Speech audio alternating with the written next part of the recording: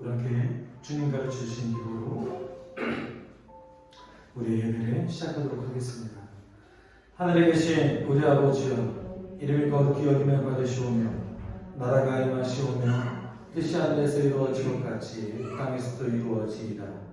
오늘 우리에게 일용할 양식을 주시옵고 우리가 우리에게 죄 지은 자를 사하여 준 것 같이 우리 죄를 사하여 주시옵고 우리를 시험에 들게 하지 마시옵고 다만 악에서 구하시옵소서. 나라와 권세와 영광이 아버지께 영원히 있사옵나이다. 아멘.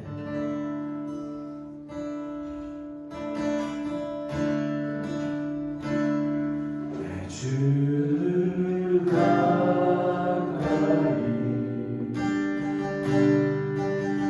더욱 가까이 주님을 가까이 가리 내게 복이라 내 평생 소원이 내 평생 소원이 영원한 주의 나라가 내 사는 것 내 주를 가까이 내 주를 가까이 더욱 가까이 주님을 가까이 가리 내겐 복이라 내 주를 가까이 더욱 가까이 주님을 가까이 가리 내게 복이라 수고합시다. 내 주를 가까이 더욱 가까이 주님을 가까이 가리 내게 복이라 내 평생 소원 내 평생 소원이 내 평생 소원이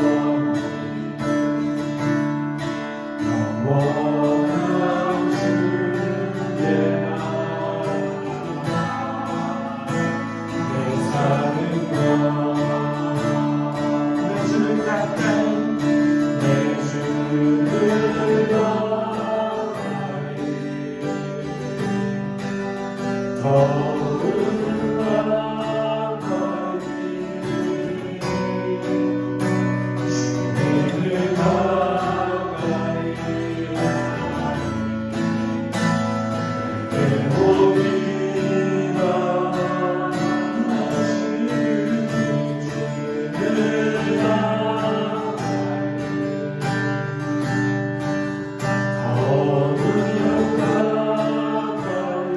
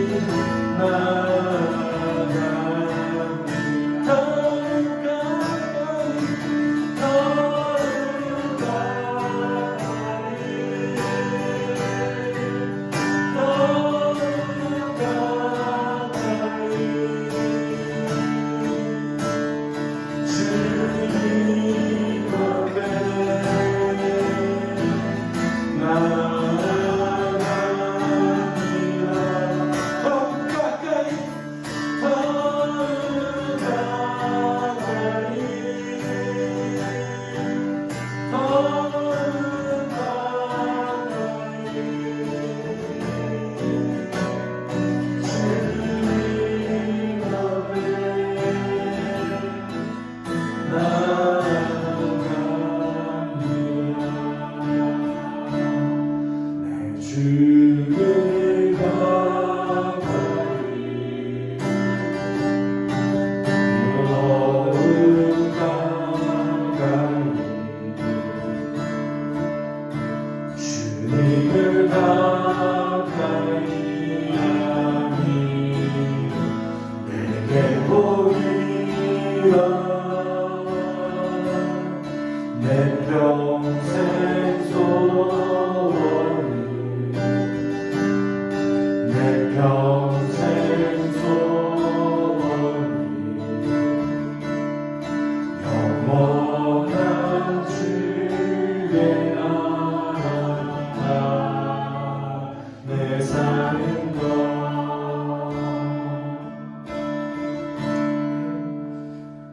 주 사랑이 나를 숨쉬게 세상 그 어떤 어려움 속에 주의 은혜로 나를 돌보시며 세상 끝날까지 지켜주시네 주 사랑이 나를 이끄시네 주 사랑이 나를 이끄시네 내가 갈 수 없는 그곳으로 주 사랑 나를 붙드시며 세상 끝날까지 인도하시는 주님만이 내 인도하시며 주님만이 내 인도하시며 주님만이 내가 거듭나시네 어느 누구도 나를 향하시 주님의 사랑을 끊을 수 없네 주님만이 내 능력이시여 주님만이 나의 구원이시네 어느 누구도 나를 향하시 주님의 사랑을 끊을 수 없네 주 사랑이 나를 이끄시네 주 사랑이 나를 이끄시네 내가 갈 수 없는 그곳으로 내가 갈 수 없는 그곳으로 주의 사랑 나를 붙드시며 세상 끝날까지 인도하시니 주님만이 내 아픔하시니 주님만이 내 아픔하시며 주님만이 내가 거듭하시네 어느 누구도 나를 향하시 주님의 사랑을 끊을 수 없네 주님만이 내 능력이시며 주님만이 나의 구원이시네 어느 누구도 나를 향하시 주님의 사랑을 끊을 수 없네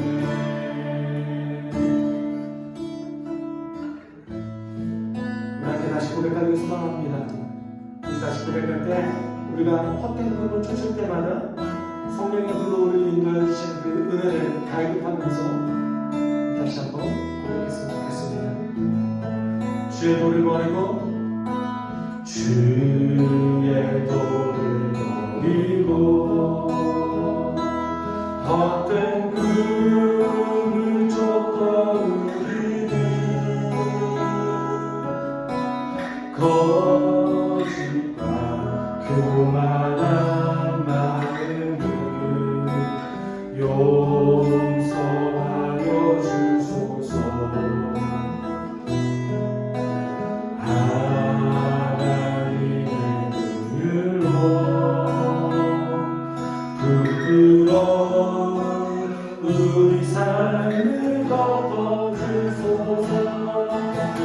우리의 소망 우리의 구원 주께 간구합니다.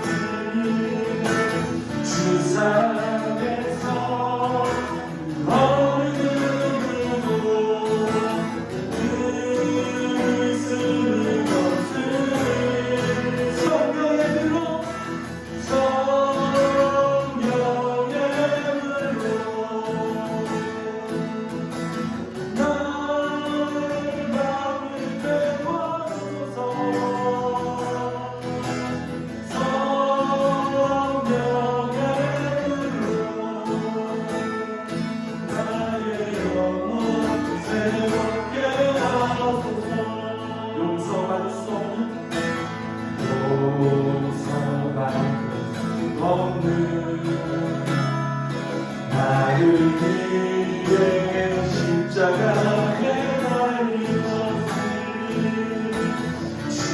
세상에서 어느 누구도 이길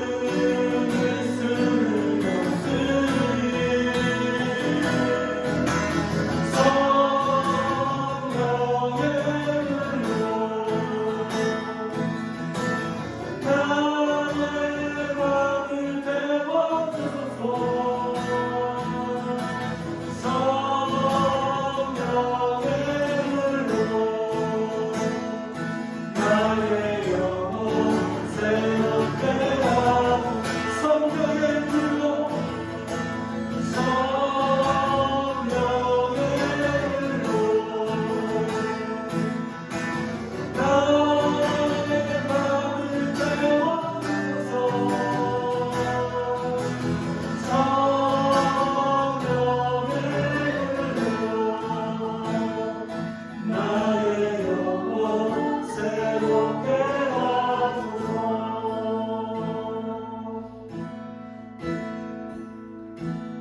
우리가 지감게 기도할 때 하나님 우리의 헛된 마음을 주님의 성령의 불로 태워주시옵소서. 우리가 가만히 주님을 구하지 않았을 때 항상 헛된 것만 생각하는 주인님을 고백합니다. 우리를 성령의 능력으로 다시 한번 일으켜 주셔서 주님의 무단에서 구할 수 있고 살아갈 수 있는 주님의 백성 되게 해달라고 지금 이 순간 함께 기도하는 나아가도록 하겠습니다. 사랑하시는 하나님 아버지,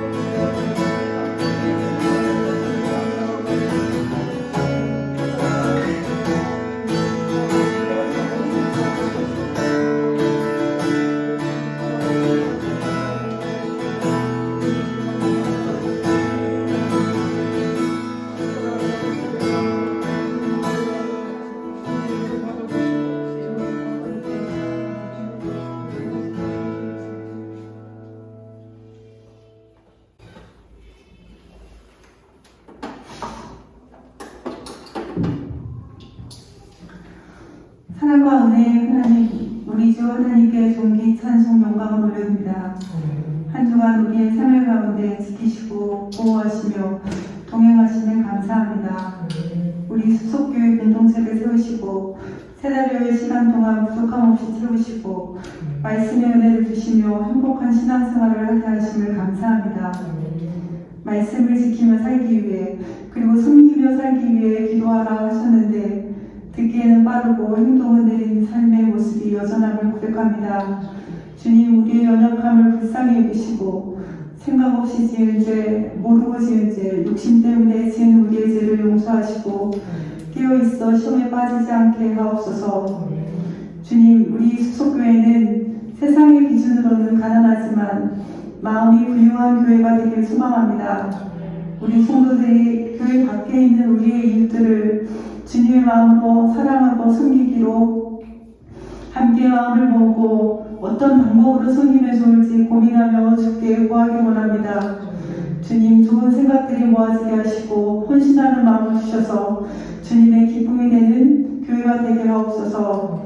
사랑하는 목사님과 사모님 영광이 강건하게 하옵시고 믿음으로 기도하며 행하는 모든 일에 복이 넘치게 하옵소서. 말씀 전하시는 목사님에게 성령의 능력이 임하고 오늘 예배에 함께하는 우리 모두가 은혜와 기쁨이 충만한 시간 되기를 소망합니다. 믿음으로 구하는 우리의 기도를 들으시고 응답하시는 우리 주 예수 그리스도의 이름으로 기도합니다. 아멘.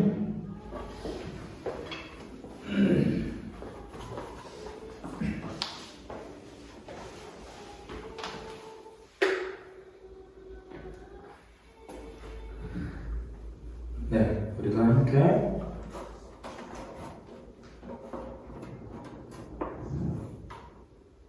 하신 말씀은요, 베드로전서 5장 1절에서 5절까지 있습니다. 제가 한 구절, 여러분이 한 구절 이렇게 교독하도록 하겠습니다.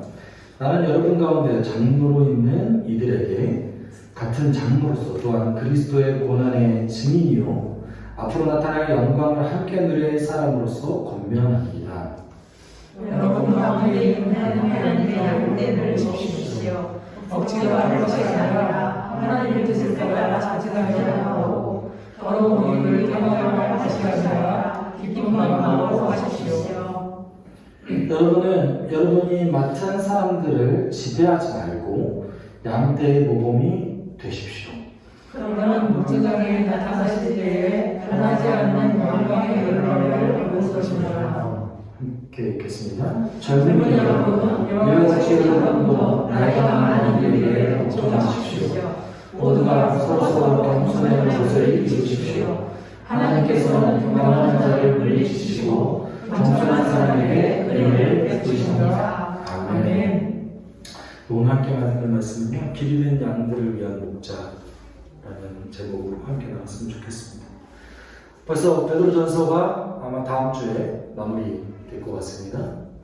3개월이라는 시간 동안에 거의 비슷한 주제로 계속 함께 나눠봤는데, 사실은 베드로전서는 고난, 소명, 영광 이 세 가지 단어로 조금 압축할 수 있을 것 같아요.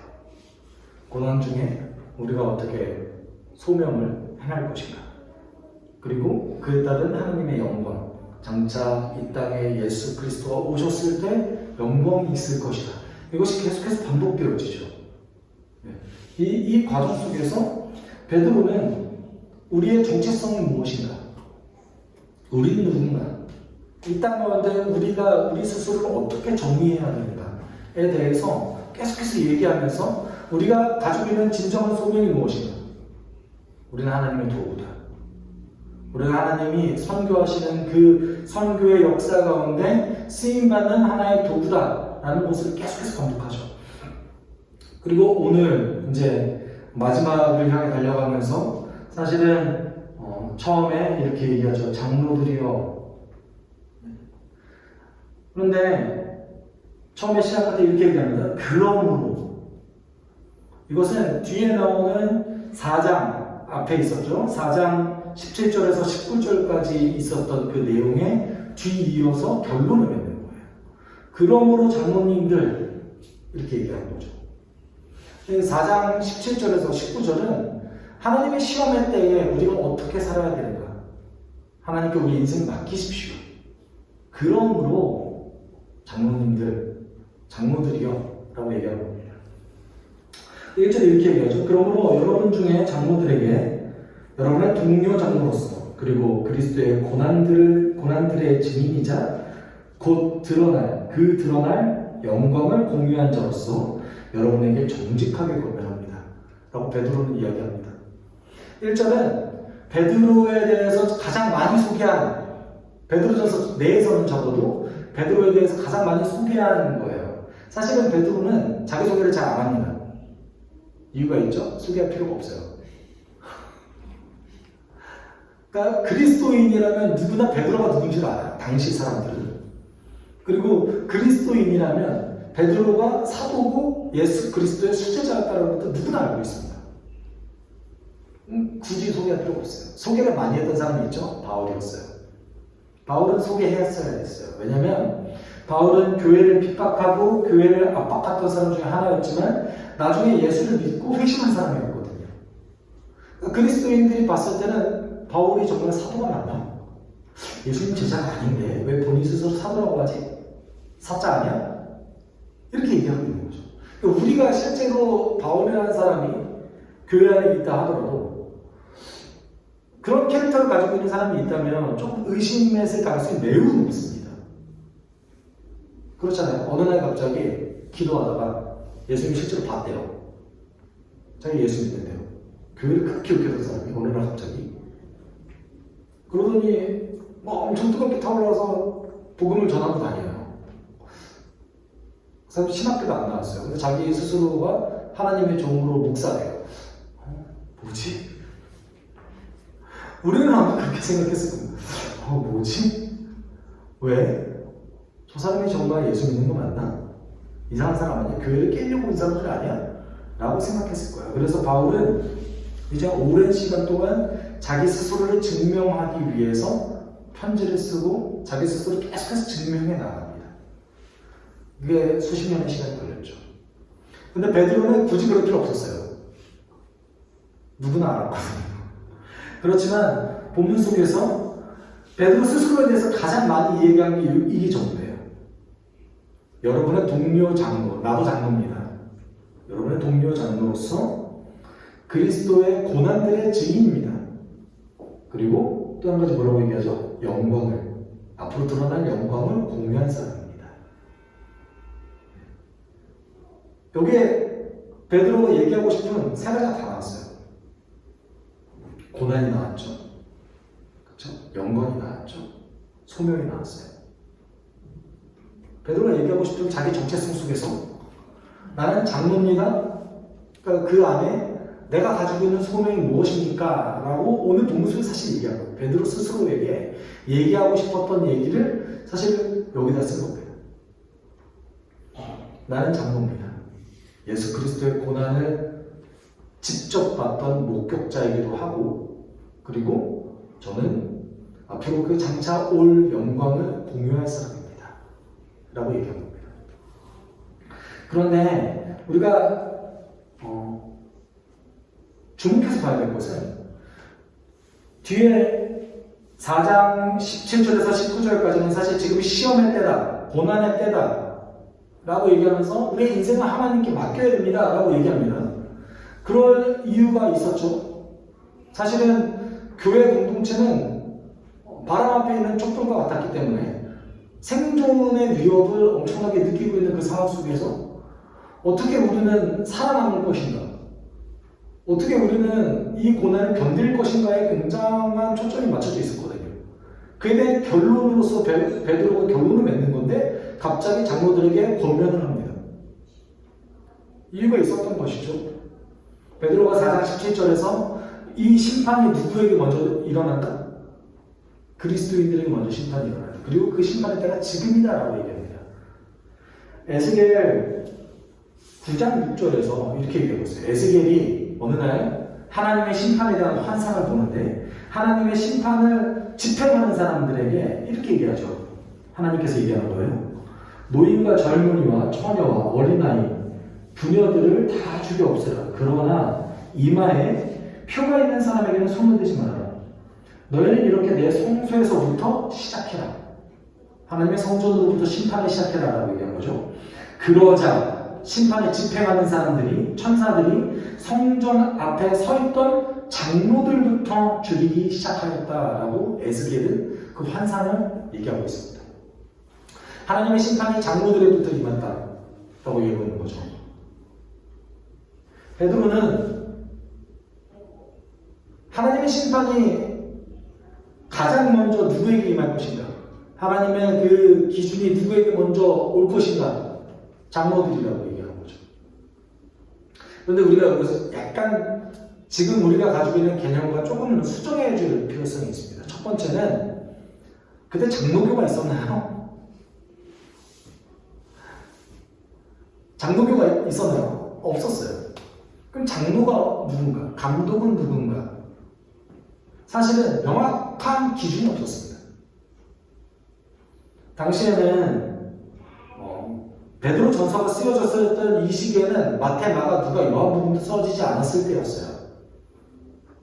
그래서 특별히 로마 지역이 아닌 아시아 지역에 살고 있는 사람이 그래도 로마에 있는 사람보다 많이 알았을 수도 있습니다. 그렇지만 로마에 베드로가 있었기 때문에 예수님에 대해서 많이 알고 있을 거예요. 로마 교인들은. 그렇지만 아시아 지역에 있었던 사람들은 당시에 예수님에 대해서 그렇게 크게 몰랐던 사람들도 있었어요.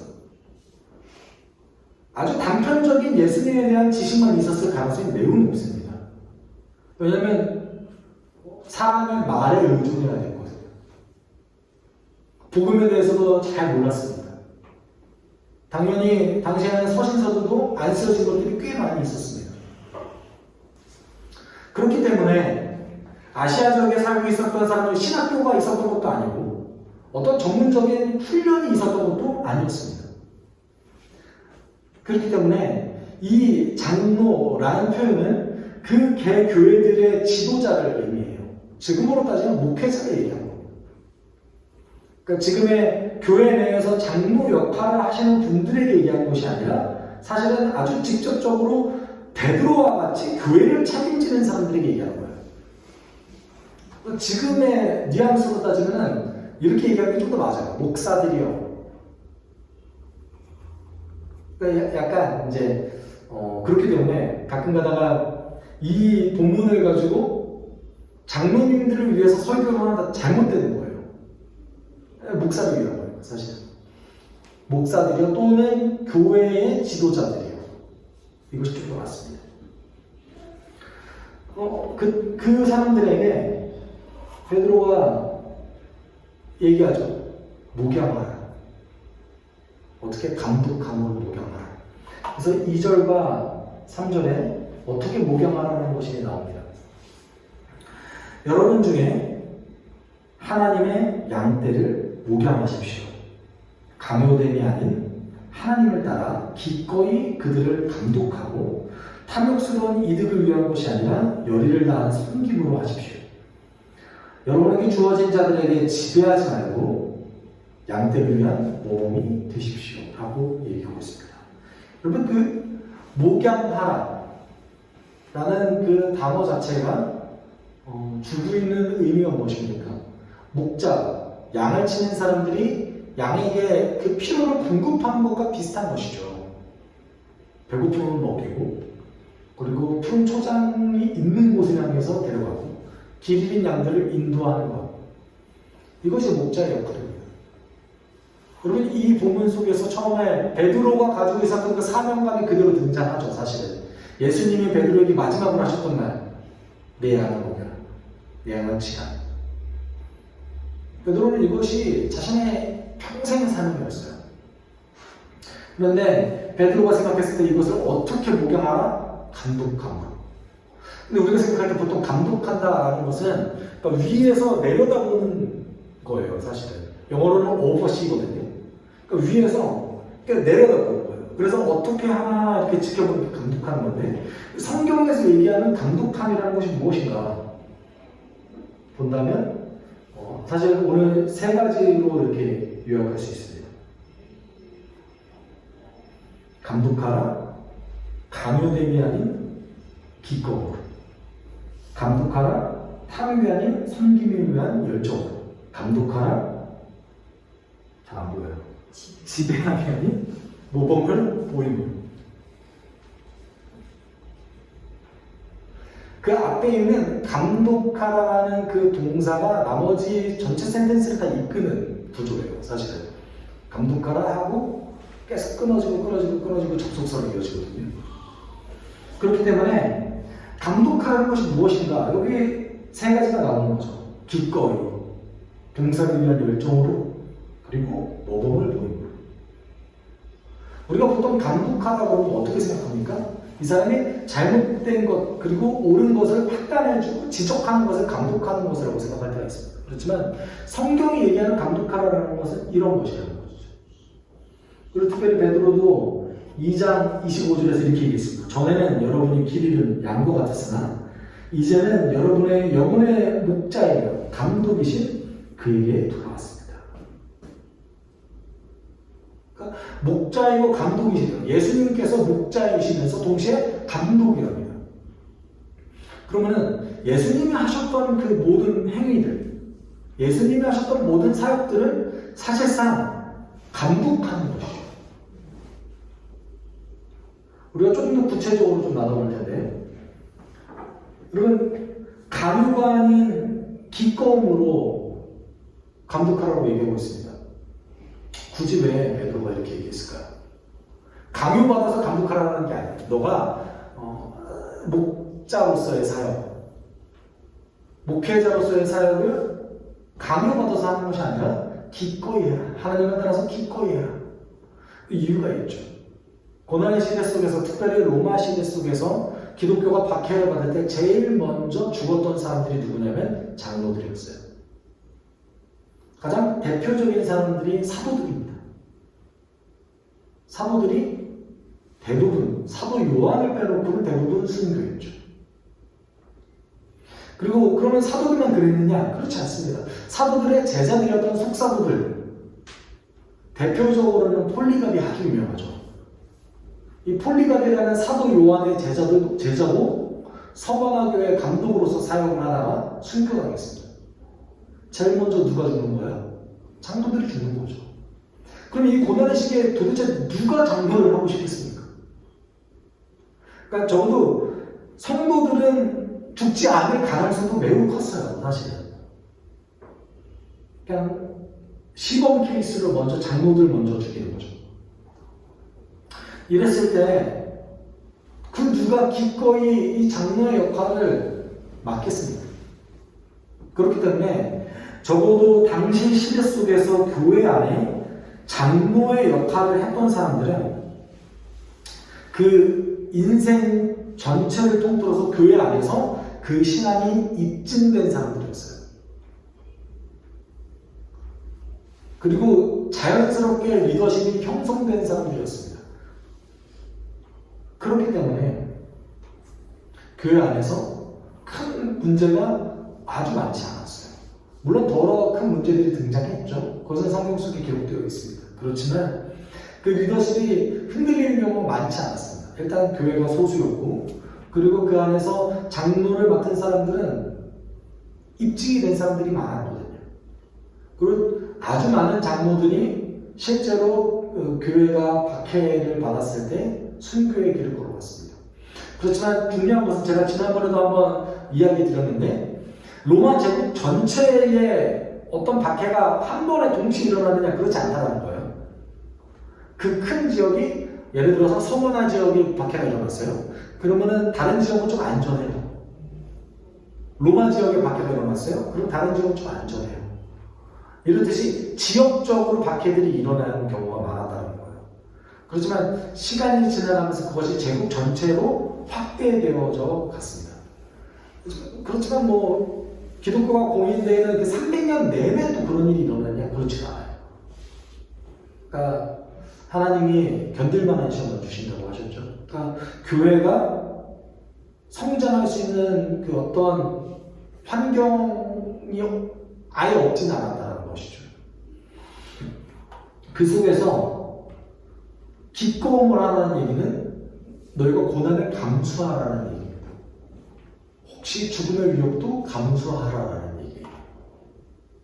그리고 두 번째 이렇게 얘기해요. 탐욕이 아닌 섬김을 위한 열정으로 하십시오.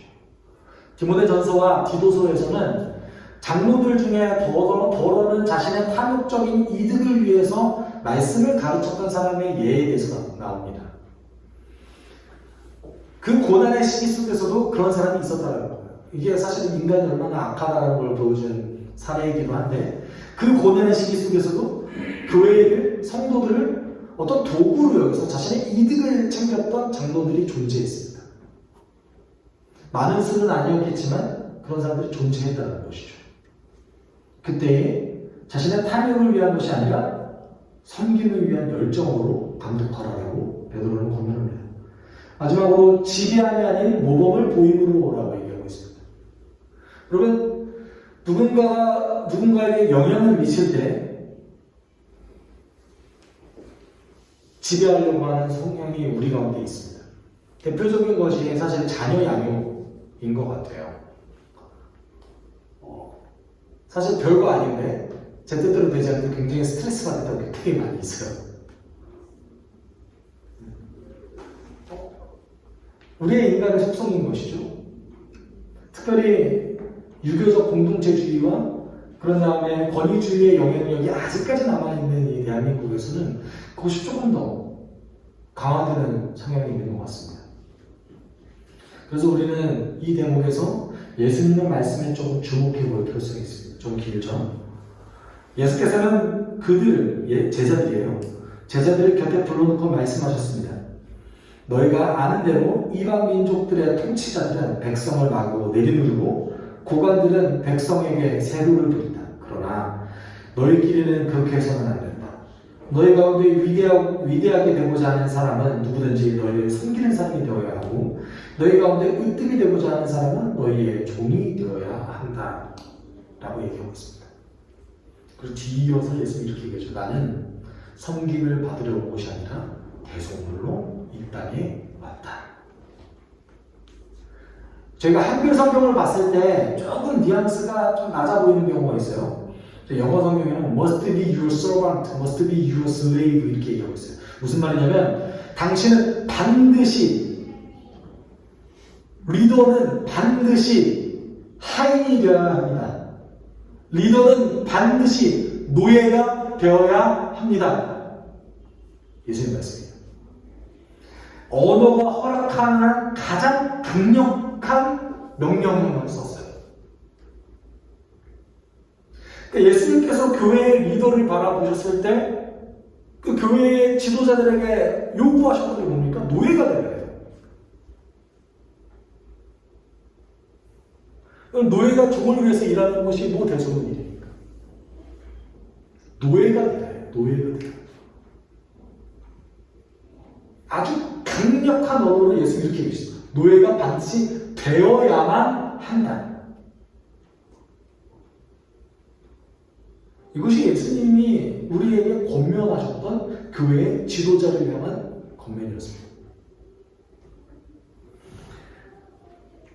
적어도 예수님과 베드로 입장에서 봤을 때 그들이 생각했던 목회자상은 교회를 위해서 대속물로 드려지는 자들, 인생에 태워지는 자들, 이었던 것이죠.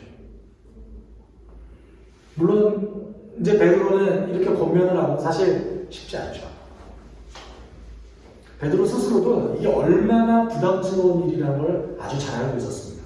왜냐하면 베드로가 직접 가르쳤던 그 로마 교회가 지독한 박해를 경험했거든요. 베드로가 담임 목사로 있었던 그 로마 교회 교인들이 베드로를 포함해서 어마어마한 순교자를 배출했거든요. 여러분 이게 어떻게 가능했겠습니까? 베드로가 가르쳤기 때문에 그런 거죠. 그러니까 베드로는 그 어마어마한 부담감을 스스로 안고 있었던 거예요. 나의 가르침이 순교자를 배출해낼 수도 있다는 것을 알고 있었던 것이죠. 그렇기 때문에 그 장로들에게 이렇게 아주 지극히 까다로운 권면을 하고 있는 것이죠. 그 자리가 너무나 부담스러우니까. 어떻게 보면 베드로 입장에서는 그것이 아니라면 그리스도인의 이 교회는 생존할 수 없다고 봤던 것도 같습니다. 베드로에게 자신의 그 사명은 너무나 부담스러운 거였어요. 잘 알고 있었죠. 그럼 베드로가 이렇게 얘기하고 있어요.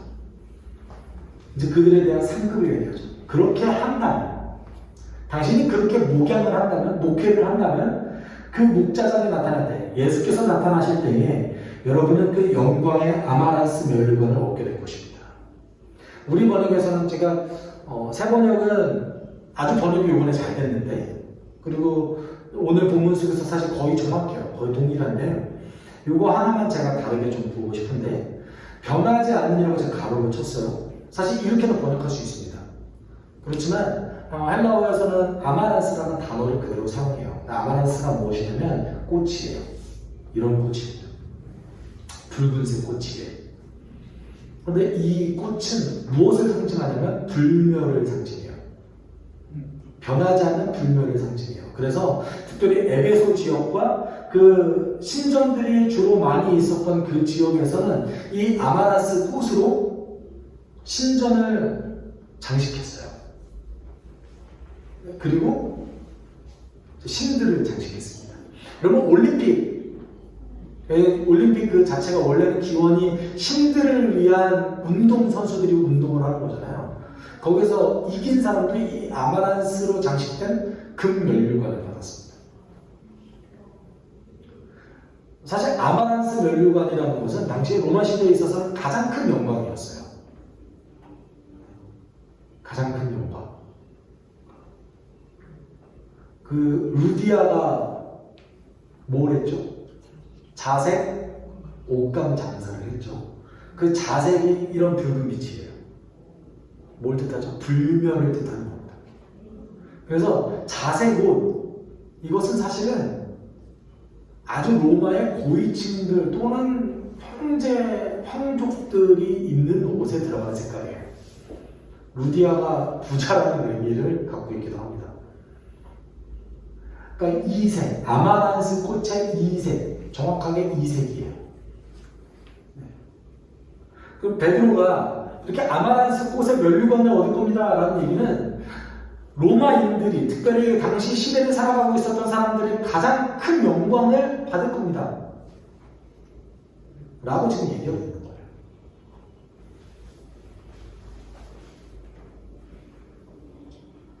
여러분, 이 면류관에 대해서 특별히 기독교인들, 사도들의 생각은 베드로 외에도 바울도 이렇게 얘기했습니다. 나는 이미 부어드리는 제물로 피를 흘릴 때가 되었고 세상을 떠날 때가 되었습니다. 나는 선한 싸움을 다 싸우고 달려갈 길을 마치고 믿음을 지켰습니다. 이제는 나를 위하여 의의 면류관이 마련되어 있으므로 의로운 재판장이신 주님께서 그날에 그것을 나에게 주실 것이다 라고 이러고 있습니다. 그리고 믿음을 지킨 여러분들에게도 그 영광의 면류관을 주실 것입니다. 면류관은 영광을 상징하죠. 그런데 중요한 것은 지금 받지 않는데요. 예수님 다시 오실 때 받게 된다라고 베드로는 얘기하고 있죠. 그리고 이제 마지막으로 권면합니다. 겸손하라. 겸손이 사랑의 완성이죠. 비슷하게 젊은이들은 장로들에게 복종하십시오. 그리고 여러분 모두는 서로에 대해서 겸손으로 스스로 옷을 입으십시오. 하나님께서는 거만한 자를 대속하시지만 겸손한 자에게 은혜를 베푸시기 때문입니다 라고 얘기하고 있습니다. 여기서 나오는 그 젊은이들이여 라고 얘기했을 때 이 젊은이들은 물론 연령이 어린 젊은이들도 얘기할 수 있지만 실제로 여기에서 얘기하는 것은 상대적인 개념입니다. 상대적인 개념이에요. 그래서 단지 젊은 사람만 뜻하는 것이 아니에요. 결론적으로 봤을 때는 목회자를 제외한 모든 사람을 얘기하는 건데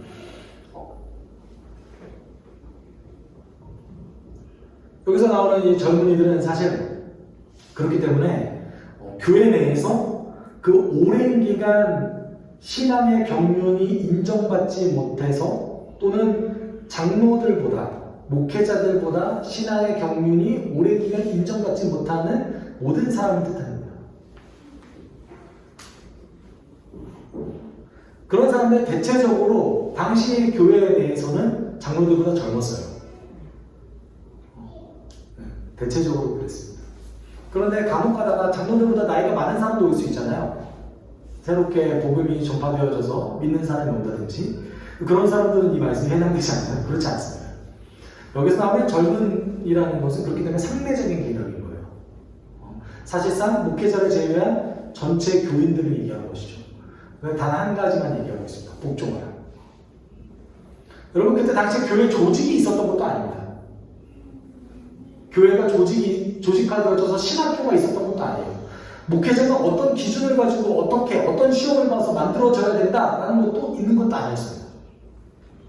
당연히 그 권위가 애매할 때가 있었죠. 어찌 보면 베드로가 지금 이렇게 장로들을 세워주는 것은 당시 아시아 지역에서 처음으로 사도가 그 장로의 권위를 인정하는 어떤 임명장이었을 수도 있습니다. 리더십에 문제가 있었을 수도 있거든요. 교회마다 사정이 다르기 때문에. 베드로의 이런 권면은 그 리더십을 세워줬던 거예요. 그리고 이제 전체에 대해서 얘기하죠. 겸손하십시오. 겸손함으로 서로에게 옷 입으십시오. 여러분 겸손은요. 관계에 있어서 가장 중요한 요소예요. 누구든지 대접받고자 하는 자는 대접하라. 예수님께서 인간관계에 있어서의 가장 이상적인 형태를 제공하셨잖아요. 이게 뭐예요? 겸손이잖아요. 그렇죠?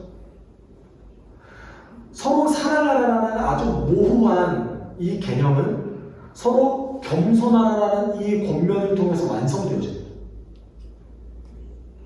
사랑한다. 애매하잖아요. 어떻게 사랑할 건데? 서로에게 겸손하십시오. 이 말은 다르게 얘기하면 내 옆 사람을 나보다 더 나은 사람으로, 더 뛰어난 사람으로, 더 좋은 사람으로 여기십시오. 이걸 통해서 서로 사랑하라는 예수 그리스도의 그 명령이 완성되어지는 것이죠.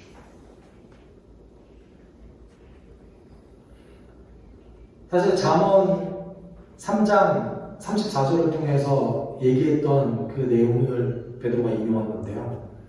하나님께서는 거만한 자를 대적하시지만 겸손한 자에게 은혜를 베푸시기 때문입니다. 라고 얘기하고 있습니다. 겸손한 자에게 하나님이 직접 은혜를 베푸시기 때문에 겸손하십시오. 이것이 사실 어떻게 보면 당시 그리스도인들의 생존 전략이었어요. 고난의 때를 살아가는 사람들이 악독하기까지 하면 어떻게 되겠습니까? 만약에 당시 1세기 로마 시대에 살아갔던 사람들이 지금 한국교회 성도들 같았으면 못 살아남았을 거예요. 아마 한국교회 성도들의 그 아이덴티티 전체가 그 고난을 통해서 변화했을 겁니다. 어떻게 해요? 겸손하게. 환경 자체가 겸손할 수밖에 없는 환경이 될 거예요. 성령님도 그렇게 인도하셨고. 그렇지만 어찌되었건 베드로의 권면은 서로 사랑하라는 그것을 완성시키게 만들어주는 것이 바로 겸손이라는 것이죠. 사실 오늘 본문은 목회자를 향한 겁니다. 그렇게 적용시키기가 쉽지 않았어요. 지난 3개월 동안 이번 주가 제가 설교 준비하기 제일 힘들었던 시간이었던 것 같아요.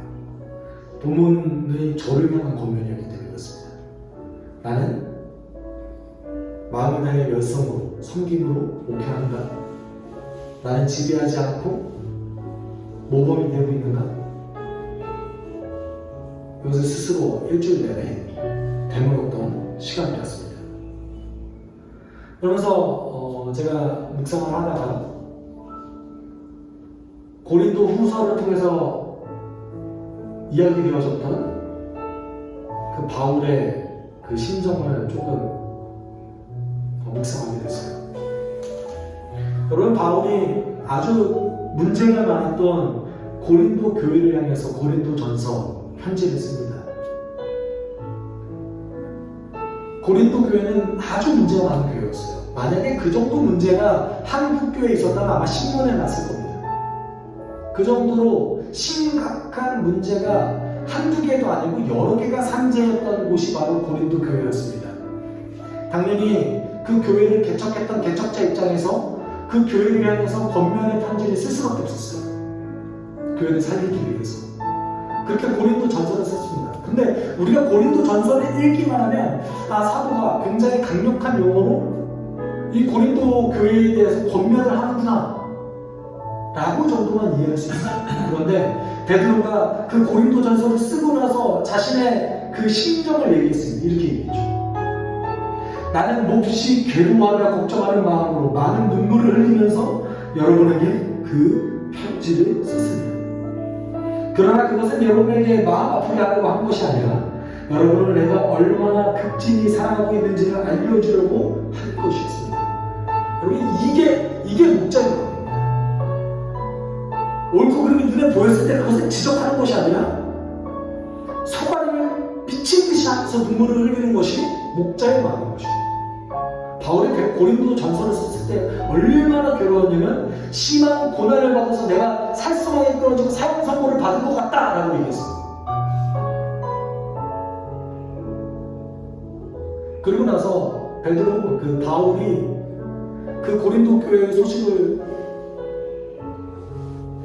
디도를 통해서 듣게 되죠. 너무 뛸 듯이 기뻐하는 바울의 모습을 고린도 후서를 통해서 우리가 알 수 있습니다. 여러분, 사실 저는 특히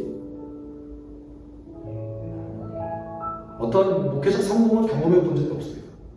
영적인 부흥을 그렇게 크게 경험해 본 적도 없고 제가 성령 또한 공동체의 숫자가 그렇게 늘어나 본 적도 없습니다. 저는 특별히 제가 원하던 교회에 이력서를 제출하는 곳곳마다 다 떨어졌어요. 그리고 제가 얼마나 속이 좁냐면 주변에 이제 친구들 중에서 잘 되는 친구들이 보면 왜 이렇게 배가 아픈지 모르겠어요. 굉장히 괜히 그냥 트집 잡고 싶어지고 쟤는 그래도 그냥 그래 속으로는 굉장히 부러워하면서 그렇기 때문에 제가 스스로 한 주 동안 했던 기도는 이거였습니다. 제가 가지고 있는 죄악된 이 속성이 나의 삶을 지배하지 않게 주님 도와주십시오.